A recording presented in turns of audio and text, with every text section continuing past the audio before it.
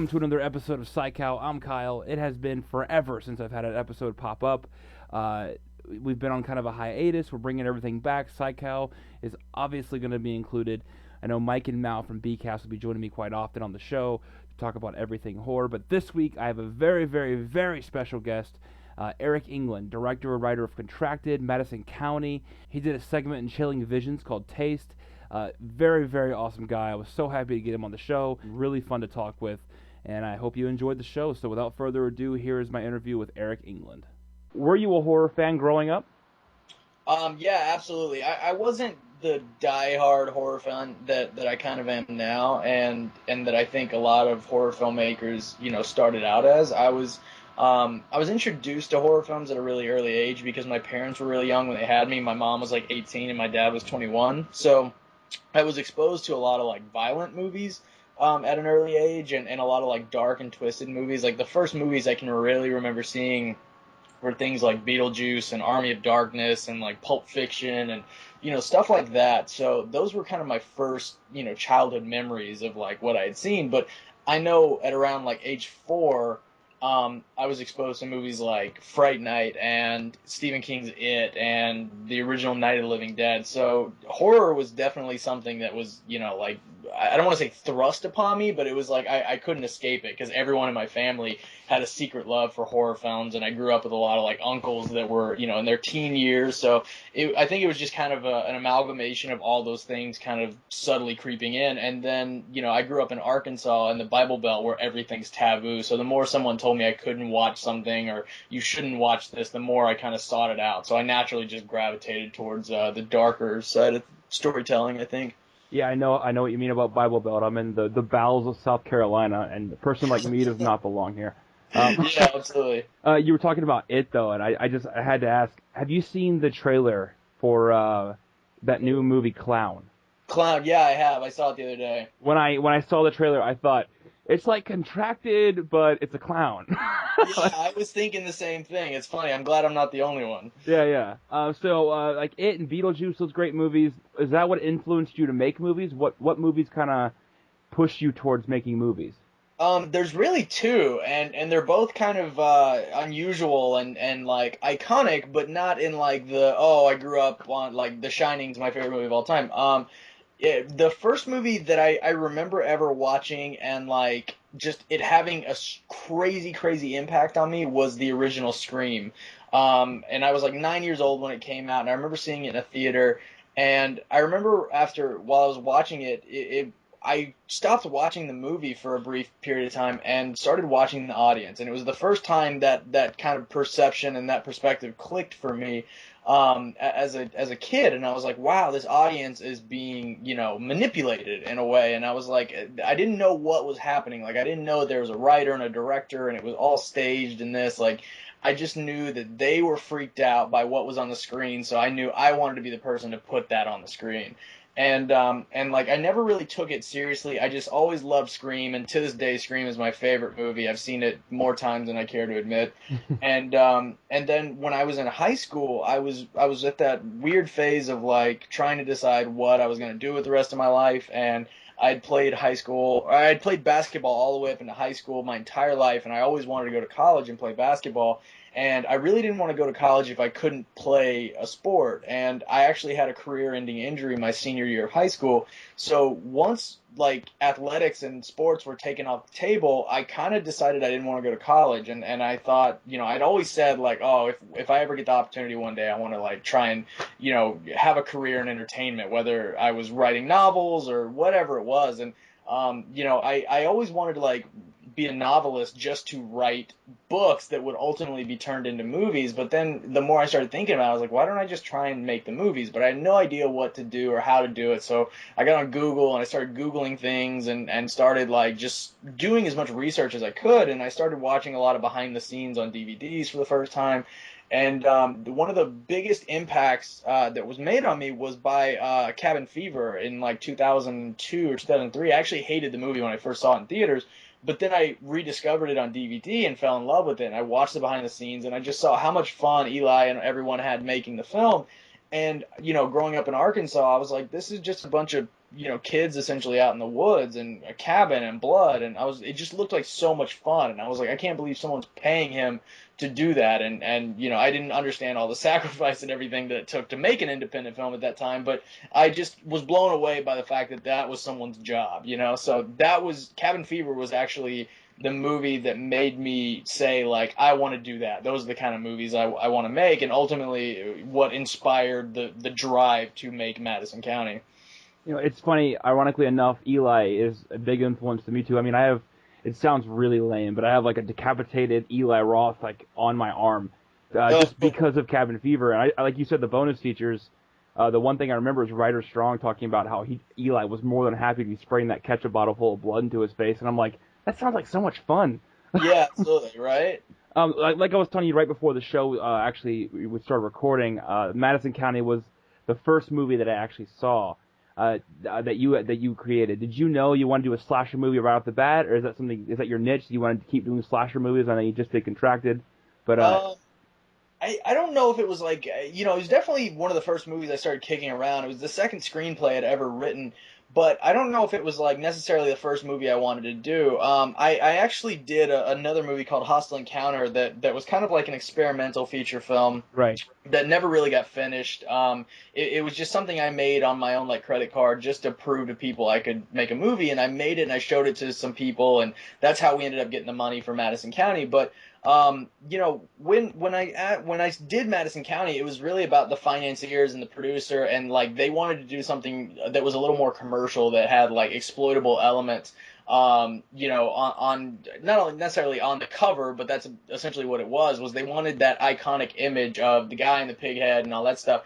And, to be completely honest, like I didn't really want to do necessarily like a typical horror movie. Like, in my opinion, Madison County is not really a horror movie as much as it is just a story that has horrific elements in Right. it. Like, I didn't try to set out and do like a typical slasher formula. Like, I wanted it to be disguised in a slasher movie. That's why we have like the 5 kids and this and that. But it's like the movie's not really like when you watch like Nightmare on Elm Street or Halloween or Texas Chainsaw Massacre. It's like it's about those killers, and it's like Madison County is about that killer, but it's so much more, in terms like complex than that. Like it's a little, it's like I think Damien's on screen for like 9 minutes or something like that. It's not one of those by the book slasher movies. Yeah, exactly. Right. It's a lot more ambiguous, and I don't know. I never set out to like do that, but a lot of people took it as that because a lot of people take things at face value. So, going into it, I actually pitched a few different ideas before we ended up settling on Madison County, and I was just so excited to make my first movie, and I was just. I think the closer we got to making Madison County, I was just like, holy shit, I want to make a movie that's as great as Texas Chainsaw Massacre, as great as all these other movies that I loved and was influenced and inspired by. And ultimately, I think, I kind of threw all those influences at the screen, for better or for worse, but it was like, I was just so enamored by the fact that I was getting to make my first movie, and that I wanted to, basically say thank you to just everyone. And also, this sounds horrible, but I wanted to, I don't want to say play it safe, but play it safe in a way. Like, I wanted to make sure I didn't make a big splash. Like, of course, everyone wants to, hit a home run and have the greatest movie ever and tons of money and all that crap. But it's like, I don't know. I wasn't really aiming for that. Like, I was just aiming to make kind of a love letter to the movies that I enjoy, and try to do it in a way that I think I would do it. But I was 22 at the time, and I had no idea what kind of filmmaker or storyteller I was, and so I ended up making the movie I did. But I think that experience has kind of influenced who I want to be from now. It's like I think I would love to do another slasher film, but it would definitely be drastically different from what I've already done. Now, did you plan on in the beginning having this be like a saga? Like, I know that there's in talks to have a Madison County 2. Is that going to actually go forward? Is anything going on with that? I mean, we have the money to do it, and there's a script, but there's no like concrete plans to do it right now. Really, for me, when I set out to make Madison County 1, it was always intended to be an ongoing saga. But I think for me, it really feels like if I were to go back to do Madison County, In a weird way, it feels like kind of going back to the well, because Madison County had a moderate amount of success. There are people who, really like the movie, and there's people who absolutely hate it. And I understand both sides of those opinions, So for me, the people who enjoy it and want to see a sequel, there's part of me that wants to do that because, it's my first movie, and secretly it's a story that I, really love and have a lot of ideas for. But aesthetically, I don't know if I'm ready to kind of jump back in the woods and put on a pig mask and, and really kind of just do, go down a path I've already been down, especially when I'm such a different storyteller and I've grown in such a different direction, because obviously Contracted is nothing like Madison County, and it's also nothing like Roadside, which was my film in between these two. Right. So, for me, it kind of feels like going backwards in a way. So I think if I ever do a Madison County 2, it'll be when I have an idea that I feel is at the forefront enough of who I am as a storyteller to kind of take in a new direction. I mean, I know as a fan of Madison County, I want to see more of the family. I want to see more of Damon Yule. And so I'm excited that if you do make one, that's great. But it's a lot like Hatchet for me. Like, I loved Hatchet, Yeah. but I didn't necessarily have to have a sequel. I love the sequels. They're fantastic, but I didn't have to have them. So I understand exactly. what you're saying. Yeah, thank you. Yeah, absolutely. So I know you said you weren't going out for a slasher film, but were there any slashers in particular that kind of like you wanted to pay like an homage to in the movie? Because I know like the pig head is every time I see a pig head, I know they kind of use it in Saw, but I always think of Motel Hell, and I just love that movie so much. Was that something that you wanted to do? I know you kind of brought up that it was someone else wanted you to have the pig head. Well, no, the pig head was definitely my idea, but it was more my idea because I'm from Arkansas and it was Razorbacks, and, Right. and also it was also just thinking of like natural, the natural progression of this killer, and hiding his face. What would this guy use? It's like he wouldn't have a plastic mask from a store like Michael Myers. He wouldn't have a hockey mask like Jason. So I really wanted something that felt organic to his surroundings and what he would wear. So it could have just as easily been a cow head or something like that, but a pig head was just a very creepy, iconic image to me. And I actually hadn't seen Motel Hell until like way after I had written the script. I understood that it was one of those things, but I knew my pig head was going to look so different, and that for me was the important part. Was like, there's been a lot of pig-headed killers in movies before, especially now after Madison County, but it's like, for me, I feel like Madison County, if you were to lay it next to all the pig heads, Motel Hell, Saw, and Madison County are the ones that are going to stand out the most. And each one of those being almost drastically different from the other. So I was kind of okay with that. But the biggest influences for me were really just any movies that took place like outside in the woods. Like I was a big, fan of the original Texas Chainsaw Massacre. I actually really enjoy the remake and the prequel to the remake. Those films were absolutely big references, along with like Wrong Turn. Just anything that was really kind of, in that vein of killers in the woods and families and things like that. So it was a big amalgamation of a lot of different movies, actually. And you brought up Hostile Encounter and you brought up Roadside. I've tried finding them. I've never seen them before, and I can't find them anywhere. Are they available to buy anywhere?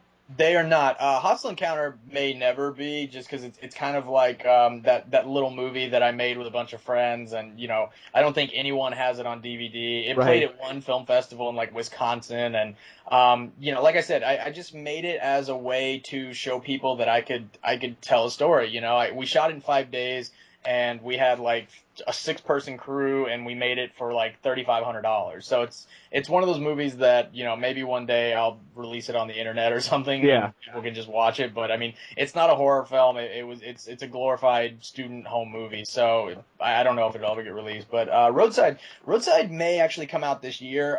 It's once again, it's a complete departure from anything I've ever done. It's more of a Hitchcockian thriller. So it doesn't have a pig head on the front. It doesn't have a girl with a crazy mysterious STD virus, and so it doesn't have those like genre elements that get people like itching in their seats, and that's a tough sell for Hollywood. Even though a lot of distributors and a lot of critics have seen the film and really enjoyed it, they're all their biggest complaint is, who's the star? How do we sell this movie? And for me, I don't give a shit about how you sell my movie. Like, it's my job to make a good movie, but it was the Roadside is probably the most pivotal movie in my career, in that I learned that this is a business and you can't just make the films you want to make, because you do have to find the sales and the money side of it and all that crap. But at the same time, you have to be true to yourself. And for me, that's what Contracted was taking the frustration of the sales side with Roadside and saying, great, you want exploitable elements. Here's one of the most like saturated subgenres in horror. But with Madison County, I got a lot of shit for, the originality of it and the uniqueness. So for Contracted, I was like, here's an oversaturated genre, but here's a fucking unique way that you've really never seen it before. And it was kind of just made out of this frustration from both my first movies, and just in a way it kind of made me realize who I am as a storyteller. So it was a very therapeutic process. Absolutely. And with Taste, the segment in Chilling Visions, and if you haven't noticed, I'm a huge fan of knowing backstories. It's like you with your DVD extras. I'm the same way. I love knowing kind cool. of. I really appreciate that. That's awesome. Where did that idea come from? Was that influenced by anything? Probably the same question is gonna come up for Contracted as well. Just I love backstories. Yeah, no, dude, I appreciate your attention to detail. It's awesome. With Taste, first of all, a little disclaimer. I actually don't really take credit for Taste, because I made the movie. I wrote it, I should say. I didn't really make the movie. I wrote the screenplay. I was on set and I directed it, but I was not allowed to finish the movie. I never edited a frame of that movie. I didn't color correct it. I wasn't involved in any of the sound or editing.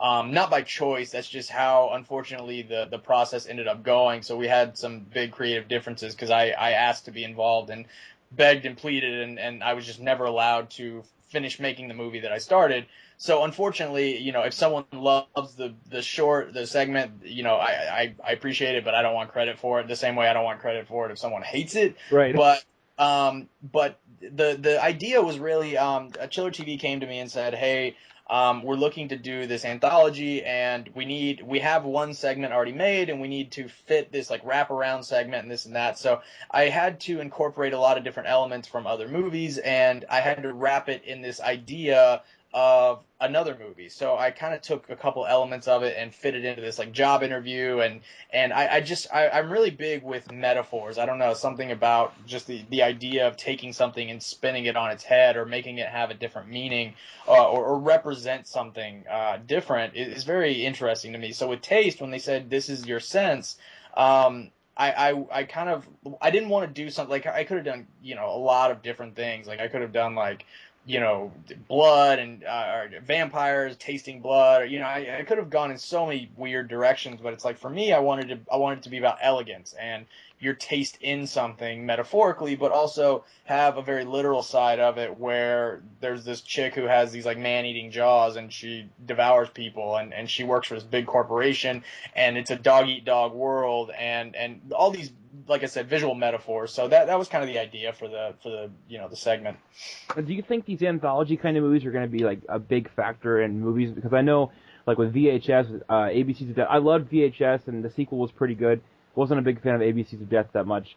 Do you think these anthology movies are going to be like the next step? Because it's a way to get several directors and writers into one cohesive kind of unit.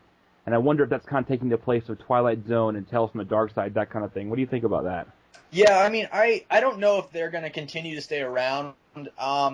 I do agree. I actually think they're great when they're done well, because it's a great way to get. It's almost like like an all-star team for a sport, because you can get like VHS 2. I think is the perfect example of a great anthology. I even really enjoyed the first one as well. It's like you get a group of great filmmakers to tell, in that one it truly is an anthology, in that it's all separate films. Right.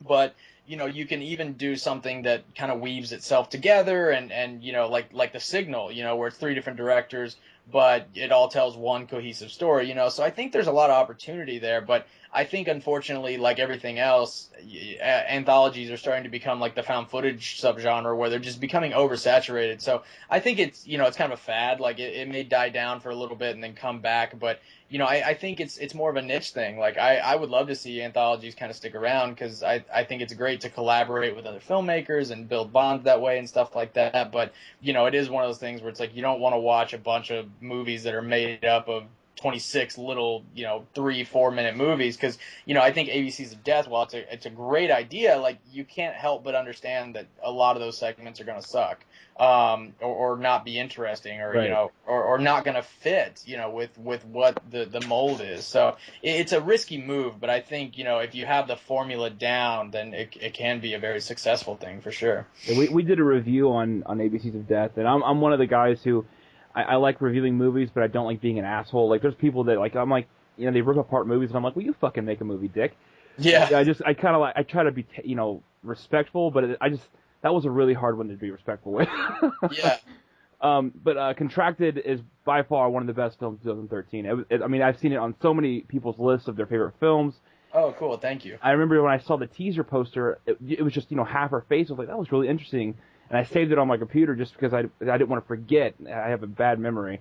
And then I saw the full poster like 3 months later. I went, holy fuck! Like, I was like, because the other side of her face was shown, and I'm like, I had to see that movie.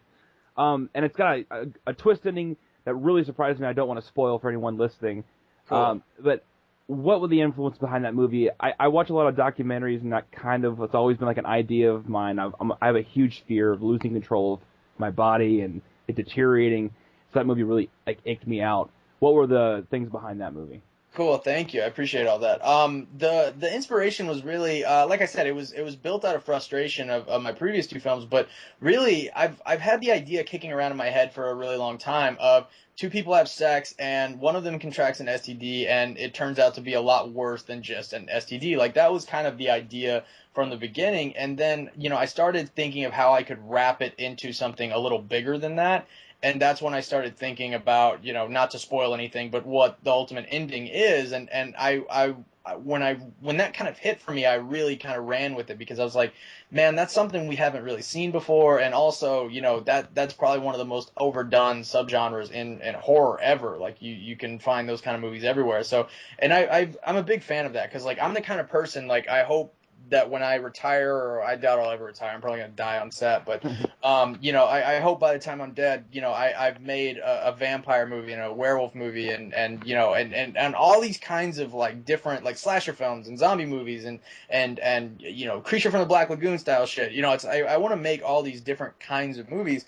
And, for me, I'm always trying to think of, okay, can I fit this classic subgenre into this narrative that I've created myself, which is ultimately what makes it unique and original, and that's where you have amazing movies like Let the Right One In or something like that, where it's like, it's not a movie that you've seen before because it's a great story that happens to have this horror element to it, and I think that's what the best, genre films do. So I try to just kind of keep that in mind and infuse it in this very twisted narrative of this really troubled girl that's in this really troubled situation, surrounded by a bunch of assholes who just want to use her in one way or another. It's like she had nowhere to go, and it just made for the perfect scenario, in my personal opinion, for that kind of film. What it ultimately becomes.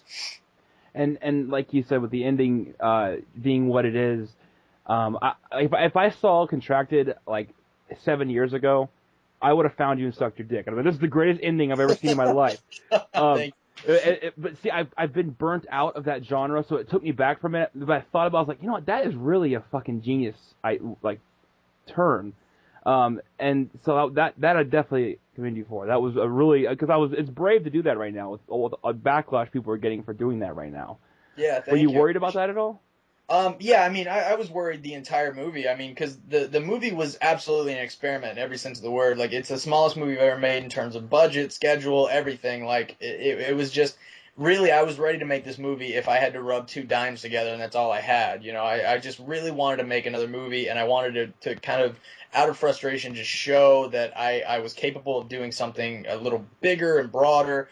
And that's ultimately what happened. Was, Contracted became my most successful movie, which I'm really proud of. But every step along the way, I was, I don't want to say second guessing myself, but nervous that something wasn't going to click, because it's a very fine balance to walk, for an entire movie, especially when it's on the shoulders of one actress. and then, kind of hit people over the side of the head with this twist, which ultimately makes sense. It's not like we're just throwing it in there for the sake of it, but it's like I was hoping that no one was going to call it out, but luckily, there's some promotional materials that promote what the film is at the end and spoil it for a lot of people. And I did a screening at USC here in LA, and I showed it to about 100 people in a packed theater, and it wasn't until the Q&A when I was telling everyone, I was like, yeah, it's cool because no one sees a lot of this coming.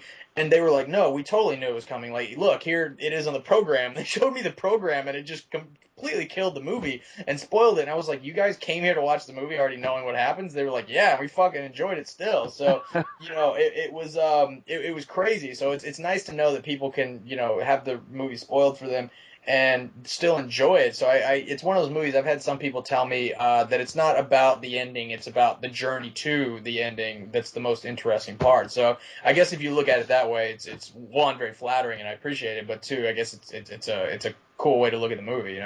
Yeah, I get that too. I mean, I completely agree with whoever told you that. But it also is kind of that thing, as a filmmaker, you're like, that's kind of a douchey move to kind of do that, completely ruin the movie for somebody. But like you said, they went there and they loved the movie. That's all that counts.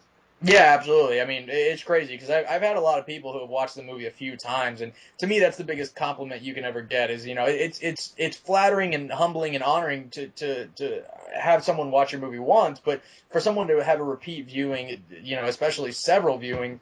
That's the ultimate compliment. And there have been several people I know who've seen the movie numerous times, and they're like, "Man, it just like I'm picking up on things that I didn't notice the first time, and all these little hints, and I'm watching for new stuff." So that's always the coolest thing for me is if you can go back and watch the movie and pick up on more shit. Like that's the best part because ultimately, like that's what we wanted to do. But it's like a lot of that shit goes unnoticed because people, they just wait for your movie to come out on torrent sites and they pirate it and they just don't give a shit because they watch it once and they're like, this movie blows. So you never know.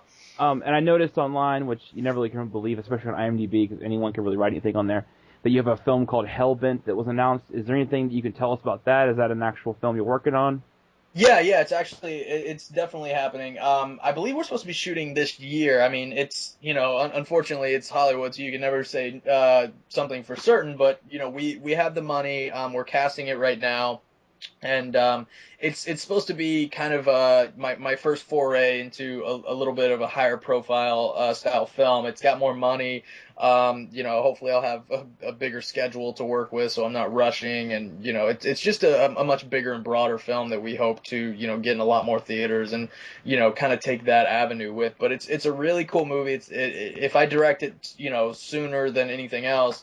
It'll be the first movie that I direct that I didn't write, and it's from a writer named TJ Semfel, and it's just a really, gritty, emotional movie about, losing someone and the fear of losing someone, and it's wrapped in the idea of this accident that happens at this mine, and they send down a search and rescue team to go, search and rescue the miners that are injured or dead, and when they get down there, all the miners are missing, and it just wrapped in this paranoia. And there's elements of The Thing and other classic genre films, and it's one of those movies that I think if we pull it off the right way, it could potentially be one of those movies that hopefully stands the test of time that you'll want to watch in 5 years and revisit, and it's still effective. So I'm really excited to get behind it. It's one of the best scripts I've ever read, and I think we have a really great team on board that's going to pull it off, and I think if we do a good job, it'll definitely be one to watch out for.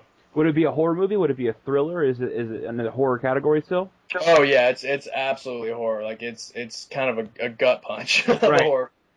Are there going to be movies in the future where I know you want to make like you said, Creature from Black Lagoon, one of the greatest movies ever made. I just love my back is covered in old Universal monsters. I'm covered in tattoos if you can't tell. Oh, cool, yeah. Yeah. So I love those movies, but do you think you'll ever branch out of the horror realm? I know like Wes Craven had a symphony movie at one time. I wonder if would you ever consider making movies outside of that, like dramas, anything like that? Yeah, absolutely. In fact, my brain's kind of mushy and I'm mumbling and stuttering all over the place because, not that that's unusual, but I've been editing all day a short film that I did in October that was a drama. It's a straight drama, no blood or anything like that. And I'm working on a comedy that I want to do this year, and I almost directed a comedy at the end of last year. And I'd really love to do some more like straight thriller stuff. So I definitely want to branch out because I'm one of those people that I listen to all kinds of music, I eat all kinds of food. So I consider myself to be a pretty versatile person in terms of my personality and my taste. But right now it seems to be that the horror genre is really the environment that's allowing me to kind of explore and stay steady. So which is fine. If I only make horror films for the rest of my life, I'm totally okay with that. I can die a happy man. But I definitely have stories outside of the genre that I'd like to tell if given the opportunity. And the last thing I'll do for the show is it's called the speed round kind of. There's 8 questions. It's just how the way we kind of end the show. We kind of filter them out. The first one being, what is the scariest movie for you of all time? Scariest movie of all time, probably Stephen King's It.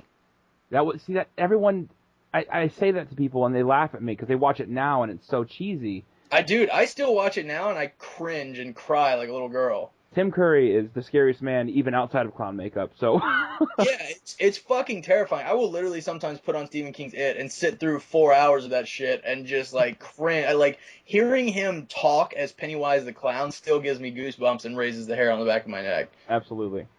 What's the best movie you've seen in the last 5 years or so? Gravity. I couldn't get into that movie.